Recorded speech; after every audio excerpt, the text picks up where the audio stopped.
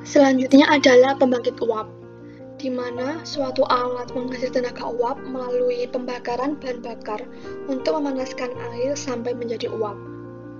Uap digunakan untuk proses pengolahan gula dan sebagai sumber tenaga penggerak untuk menunjang kelancaran proses giling.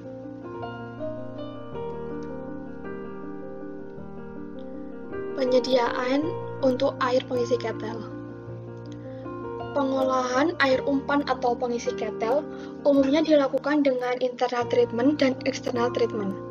Pada proses pengolahan air dengan internal treatment dan external treatment, disitulah dilakukan penghilangan zat-zat yang terkandung dalam air dengan dua cara. Yang pertama adalah secara kimia, dengan cara membersihkan zat-zat atau unsur-unsur yang terlarut dengan menggunakan bahan kimia berupa tawas pada ion exchanger atau resin penukar ion.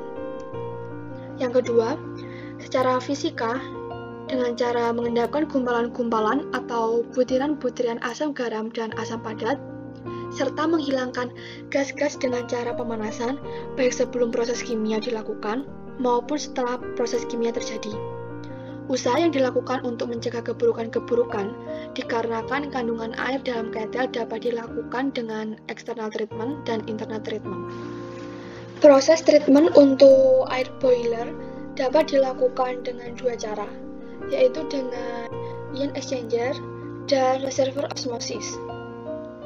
Pertama yang akan dilakukan adalah air dari sungai akan masuk ke dalam raw water pond untuk proses koagulasi dan flokulasi, di mana ada penambahan tawas dan juga flokulan. Dalam raw water tank terdapat labirin-labirin yang berfungsi untuk proses koagulasi atau pengikatan. Setelah itu, air secara overflow akan keluar dari labirin dan terjadi proses pengendapan. Dari raw water pond, air akan diproses di water treatment plant untuk menghilangkan TDS dan TSS dalam air. Air pertama akan masuk ke dalam multimedia filter dan carbon filter, di mana bertujuan untuk menghilangkan TDS dan menurunkan turbidity air. Kemudian, air dialirkan ke raw water tank. Jika kebutuhan proses dari raw water tank akan langsung dikirim ke proses. Selanjutnya adalah proses eksternal di ion exchanger. Air yang berasal dari water tank akan dialirkan ke ultrafiltration filter untuk disaring dengan ukuran saringan 10 micrometer. Air yang dihasilkan akan ditampung dalam UF product. Air dari UF product akan melewati ion exchanger. Air dari UF product tank akan masuk ke dalam cation exchanger yang berisi resin positif untuk mengikat ion negatif. Setelah dari cation exchanger, air akan masuk ke dalam anion exchanger yang berisi resin negatif untuk mengikat ion positif. Setelah itu dari anion exchanger, air akan masuk ke daeming tank untuk menjadi air umpan boiler. Sedangkan untuk proses reservoir osmosis, air yang berasal dari raw water tank dialirkan ke sand filter dan carbon filter untuk menghilangkan TDS yang masih terikut dalam air dan mengurangi turbidity air. Selanjutnya, air akan ditambahkan klorin atau kaporit untuk penjernihan.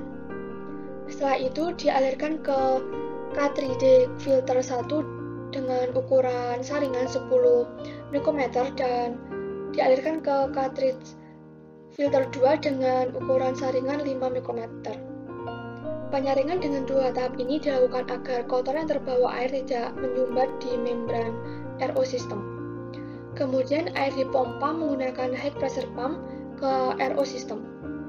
Di RO system, zat terlalu dalam air akan terpisah dengan air karena terhalangi oleh membran, sehingga akan dihasilkan air yang mengandung sedikit zat terlarut. Air dari RO akan ditampung pada pure water tank dan selanjutnya akan dikirim ke daeming water tank untuk mencukupi kebutuhan air boiler.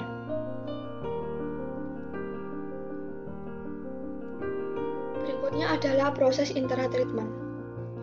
Sedangkan proses pengolahan dengan internal treatment dilakukan pada air yang telah masuk dan digunakan sebagai air pengisi boiler dengan cara Yang pertama adalah pemberian bahan pencegah kerak, yaitu upaya untuk mencegah terjadinya endapan garam-garam terlarut di dalam boiler yang dapat meningkatkan kadar TDS atau kadar zat kering, sehingga akan mengakibatkan terjadinya carryover. Bahan yang digunakan adalah soda kaustik dan juga natrium fosfat.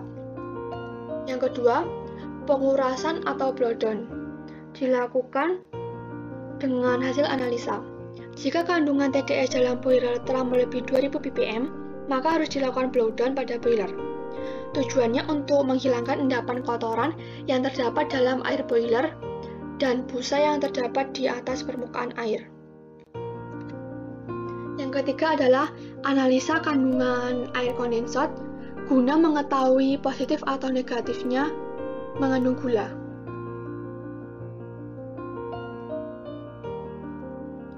Berikutnya adalah baku mutu air pengisi ketel dan air ketel.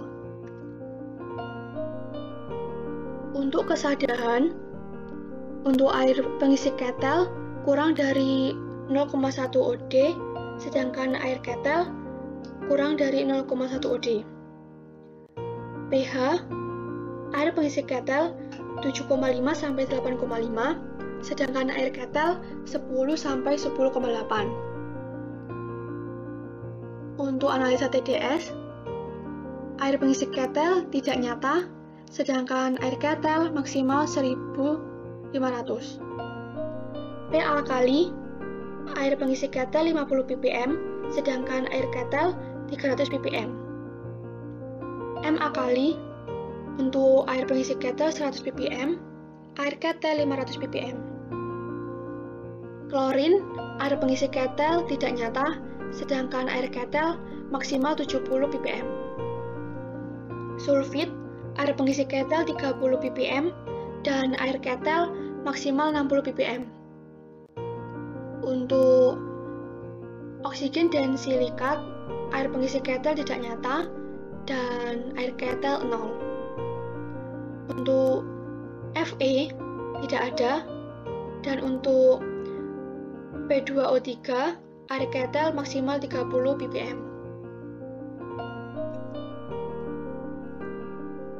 Selanjutnya adalah akibat jika mutu air boiler tidak terpenuhi. Yang pertama adalah pengerakan.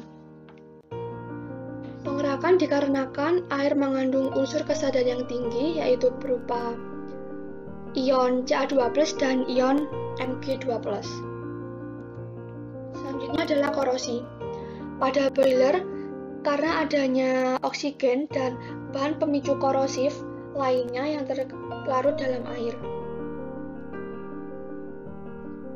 Yang ketiga adalah carryover, karena peningkatan konsentrasi TDS dan silika dalam air boiler. Dan yang terakhir adalah perabuhan, dikarenakan adanya kandungan soda atau silikat.